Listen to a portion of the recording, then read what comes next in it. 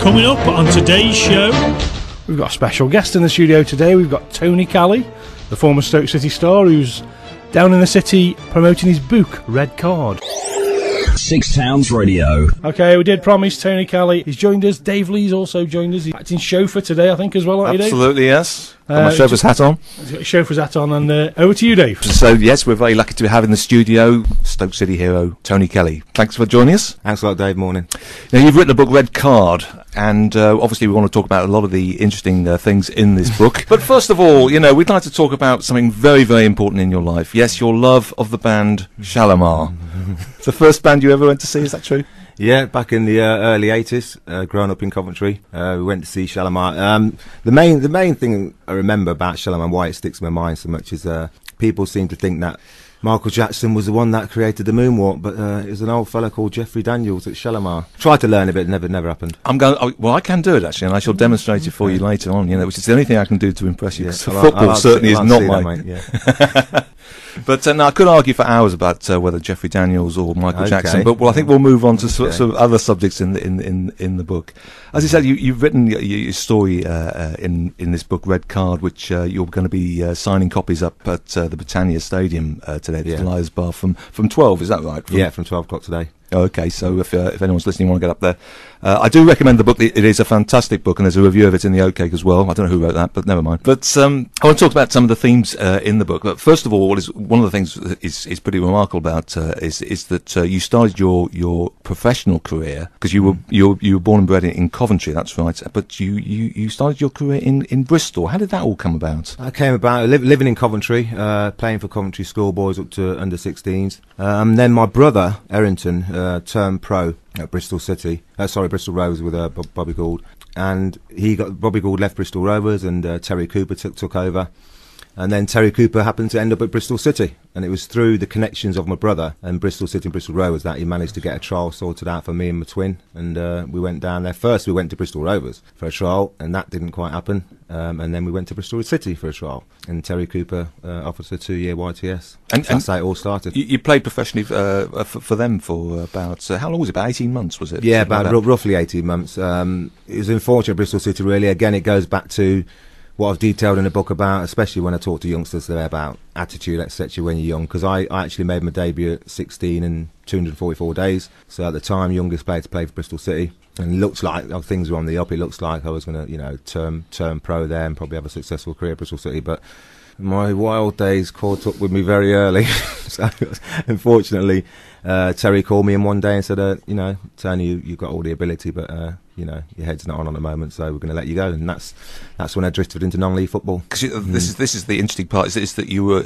in non-league football for a number of years, and you really had to fight your way back to the professional game, and it took I think like 7 years or something like this, from where you went from a few non-league clubs, and it ended up in St Albans, I think it was, and then in Sweden. Yeah. How did that come about? And was that? Well, after I left Bristol City, I moved to London because my sister was there, and I started playing for a local side, Dulwich Hamlet. At that time, then had some established players such as who obviously went on to bigger things, Alan Pardew and Andy Gray, so they were in the Dulwich squad. Another lad called Paul Harding, so they had some good players that eventually went on to make pro. So I stayed in the non-league circuit, and basically just a matter of establishing myself in the non-league circuit. And I actually do say that to youngsters today if they get released as a scholar.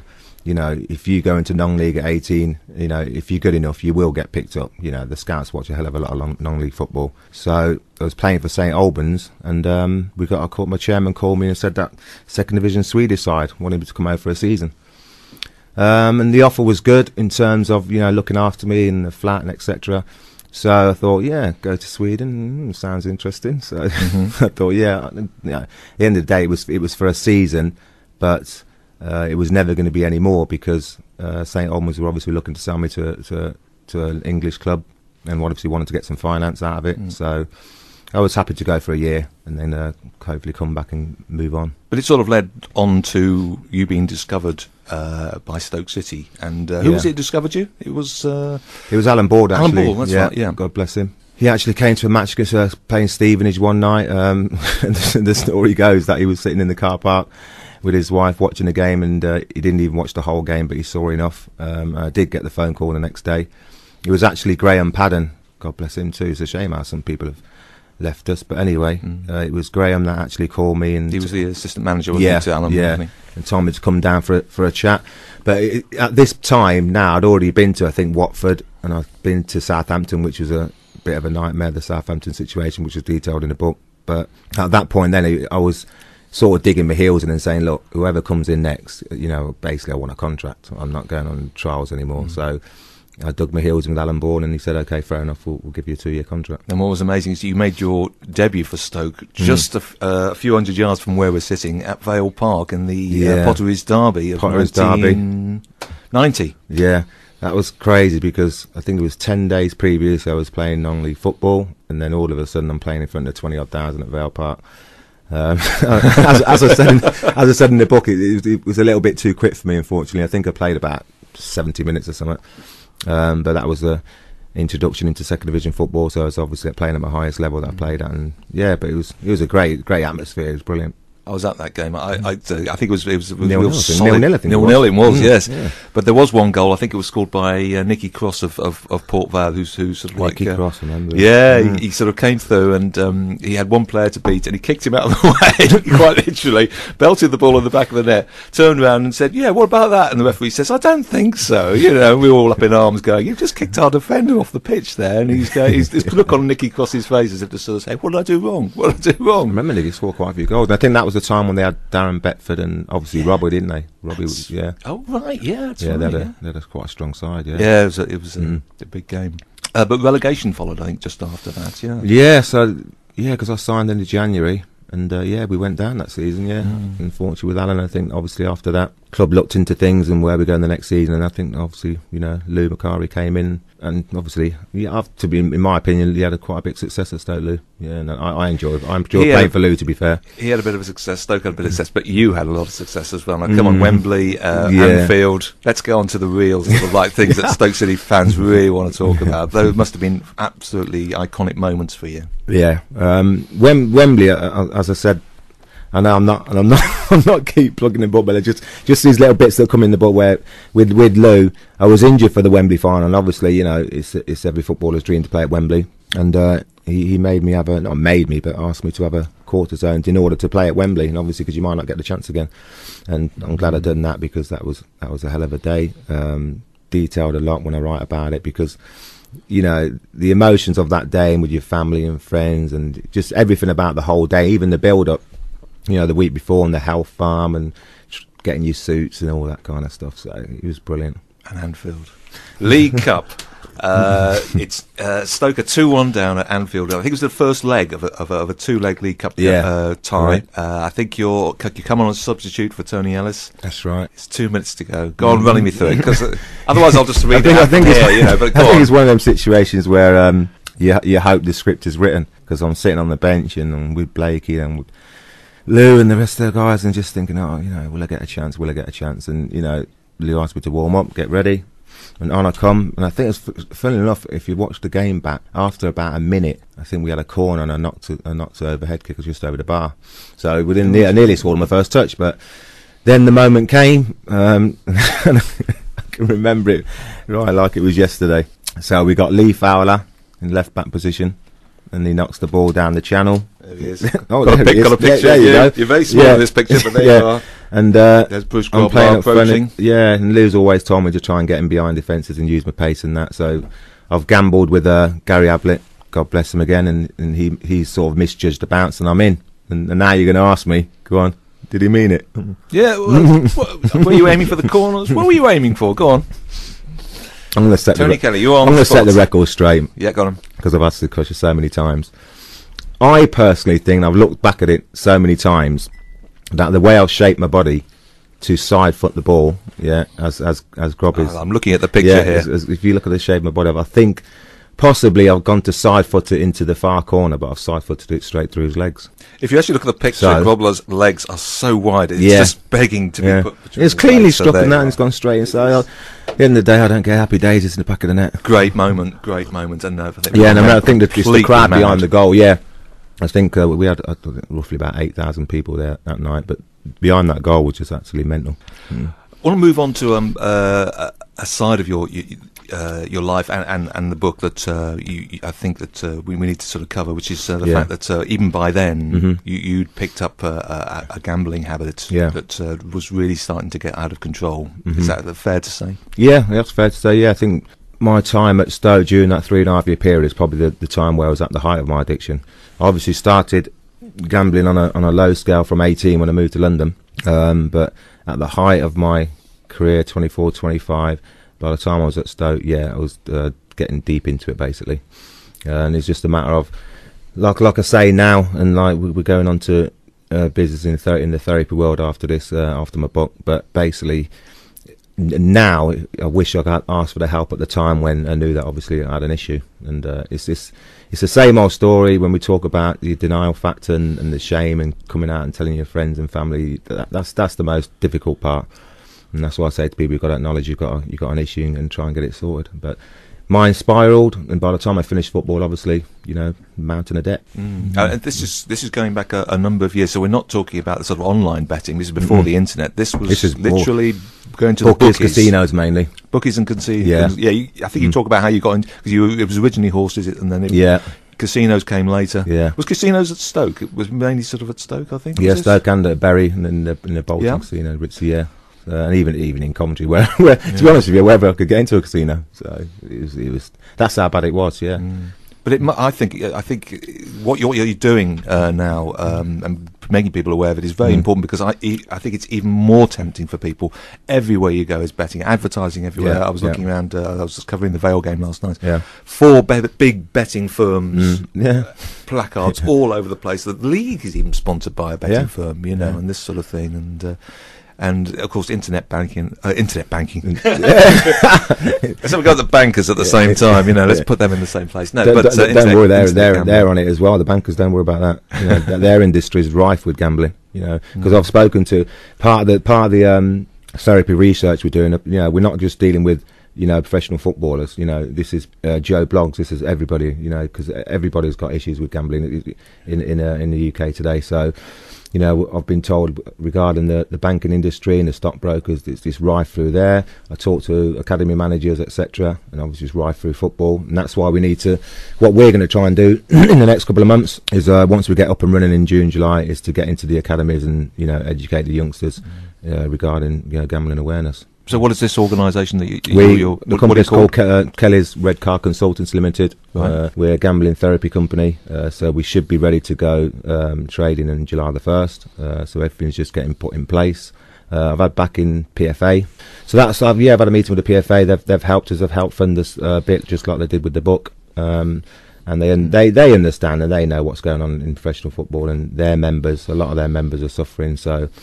We're just going to be another outlet, another avenue to go to, to get professional therapy. Because at the end of the day, it's professional therapy that's the only way. That's the only way you're going to get, resolve your problems. In terms of, what was your trigger to actually stop then? In terms of gambling, and where was it? The amount of debt you've got into, or was it what actually? Where was the change? Yeah, mine was a slightly different in terms of it was a culmination of 2 or 3 things.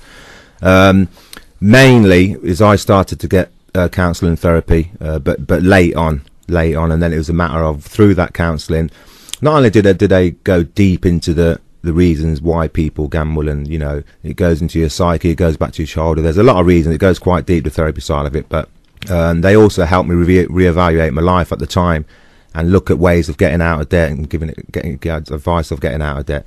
So with those sessions, that helped me realise that okay, there is a way out. I can actually sort these debts out. And then try and look to, get a vision for the future. So it was a matter of a little bit of counselling. Obviously, a part of it, as I says in my book, is found my faith again, because I'm a believer, and that helped me. And then the family support helped me. So it was a sort of network of a few things that sort of got me to say, okay, there's light at the end of the tunnel. So you just identified a clear path that you could actually you could actually see a way out of it, and then you sort of follow that path. And yeah. Exactly, yeah. And have you completely stopped gambling altogether, or is it you can actually go into bookies and have a small bet? Or like I said, the one thing that we've got to realise and get straight, there's absolutely nothing wrong with anybody, footballer or Joe Blogs on the street, of having their £10, £20 bet every week, because you know, a lot of people do it socially. A lot of people do it as a little bit of fun every week. You know, so there's nothing wrong with that. That's not a problem. It's just that you've just got to be careful of that. Everybody's susceptible, you know, to actually fall into addiction. So unless you know yourself that you can control it and you can spend £10 a week or £20 a week without it being an issue, then fine. There's nothing wrong with that, because at the end of the day, the UK, Britain, we're a gambling culture, and it's been part of our history for years and years. So there's nothing wrong with that. So I'm at a point now where I will have my £10 accumulator, but knowing that where I've been, I'm not going back there again. And that's you've got to get to that position where you're in control rather than it controls you.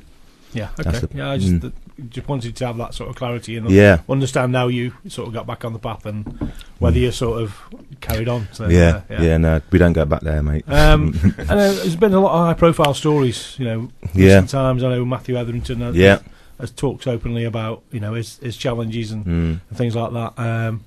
You know, those sort of stories never go away, do they? No, exactly. And when I started writing the book, part of the research I was doing was reading little snippets of various people, you know, who fell into gambling addiction.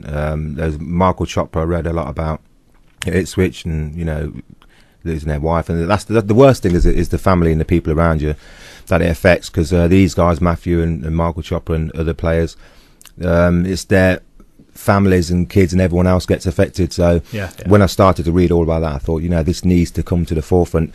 And it has. The PFA and the FA are starting to realise that, you know, they've got to do a lot more, you know what I mean, especially in terms of educating young players. And there's no better, you know, someone that's actually been there and got the T-shirt, so to speak, to that's exactly talk them through it. Which I think is why you know, our Red Card consultancy, our business, when we do start, you know, if people do come to us, or we get referrals through the FA or PFA or just through other organisations, at least they can say, well, you know, it's run by somebody that's been there, you know, like you say, been there and got the T-shirt and been through the whole experience, because, you know, I think that's important. Okay, one more question then, in terms of your career as a footballer. What was the best moment in that career? Good question. Best moment.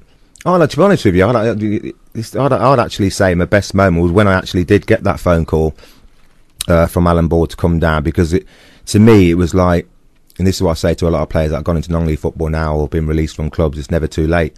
You know, for me that day, and going down to the train and down to Victoria Ground and talking, you know, with Alan and showing me the stadium, and I remember me saying, now you're in the big time and don't mess it up. And I think that day to me is probably the best moment, because it meant I'm back in professional football and I'm now going to get, you know, a proper run out and a nice contract. And that was the day that, to me, that was probably the best day in football. Okay, there's actually a film being made about Nallo. I don't know if you know. About Nallo. Do you remember Nallo? The Kit Man. Oh, no. Neil Baldwin. Yeah. Okay. Character. You'll probably meet him today. Oh, he's around. Yeah, he's still about. BBC Tony Two. Kelly, he's the greatest player. You know, come here, he's the best player. Remember Nallo? I mean, there must have been some stories about Nallo. I can't. You know, Nallo. He used to have the dress him up, didn't he? Macquarie. So used to tie him up. Used to dress him up. Used to do all sorts of things. Yeah. Big guy, big guy. Yeah. Anything you can? I can't. To be honest with you, I can't. Probably because my head was all over the place. Probably, but yeah. But I remember now you think of it. Yeah, big figure Nello. Yeah. Lou did used to dress him as a clown. Okay, I'm going to play one of your favourite songs. Lovely Jubbly. And it probably relates to that night in Liverpool as well. Okay. That Liverpool game was such a great night to remember, Tony, and I think that sticks in lots of Stoke fans' memory. And think where they are now. Do you know what I mean? Yeah, it does. Yeah, Premier League champion, so you can, all you know. I know. I've had all the tweets and the messages about that night. The Stoke fans call it mental, don't they? So yeah. Yes, yeah. That's just when you go mental and someone scores in the crowd. Yeah, brilliant game, brilliant. And I was one of those fans behind the goal. Yeah, having a mental. Anyway, in terms of book, the most important thing, where can you get it from? Get the book on Amazon. Yeah. Kindle as well, obviously Kindle, and Memoirs Publishing. They're the three main places where people buy the book. And you can actually come down and meet you today, can't we? And, we're down the stadium from 12 till 2 to half 2, doing a book signing. So there'll be books and copies of the book available to sign and buy today. Yeah. Okay, and you've got a few thanks for people, haven't you? Yeah, I mean, this weekend it's just great to come back to me first and foremost. I came back in I think it was 2011 when Terry hosted me for the day.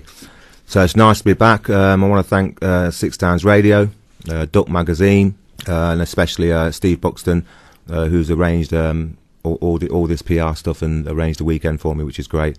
And obviously all the Stoke City fans for all the support and tweets and messages I've got on Facebook, because obviously they realise, you know, where I've been, and they've supported the book, and that's really appreciated. Okay, we're going to play out with one of your other songs, one of your other favourite bands, Change. And thank you for coming down, Tony. Really a pleasure to meet you, and get along to the Brit and have a chat with him. Reminisce about that goal and all the times at the Victoria Ground. Yeah, thanks a lot.